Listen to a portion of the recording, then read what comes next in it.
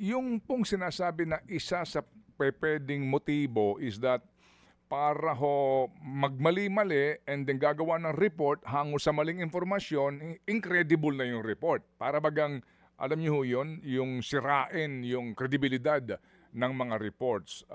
Tingin ho ba ninyo mayroon pong ganong angulo na posibleng kung sino man po may gawa nito? That is exactly po siguro yung motive ho nun. Karoon ho ng deception, tapos para gawin nilang, palabasin nila na tapos na yung project. Isa rin ho yan sa mga tinanong ko kay Juan kay Bryce Hernandez Sabi ko sa kanya, bakit napakalakas ng loob ninyo?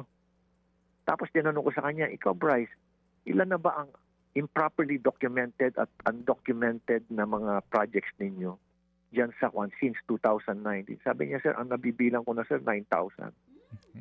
Projects, ha? Sabi ko, 9,000? Sa inyo pa lang, sa distrito niyo pa lang sa Bulacan? Yan sa Bulacan kasi 3 engineering districts Sabi niya, oh sir, bakit napakalakas ng loob niyo? Hindi ba kayo nakukuha? Sabi niya sa akin, sir, everybody is happy sa opisina po namin Pati po COA, meron din po. Sabi niya, nasa 0.7 to 1%. Ito po yung informal na pag-uusap namin. Sabi ko, ha? Sabi ko, so, paano yung ginagawa? Sir, lahat po nabibigyan. Basta may kita po kami, lahat po nabibigyan. Yung dati pong nakabisikleta, nagka-motor na. Yung dating nagka-motor, nagkaroon na po ng kotse. At yung mga dating may kotse na, nagkaroon ng sports car at luxury cars. Sir, yan hong usapan ninyo, hindi under oath, hindi sa ICI proceedings. Hindi ha. Hindi ha. Iba ho yun sa fund. At kami lang ho, nag-uusap kami. Mga kapatid, brothers and sisters, saan ka pa? Dito na tayo sa totoo.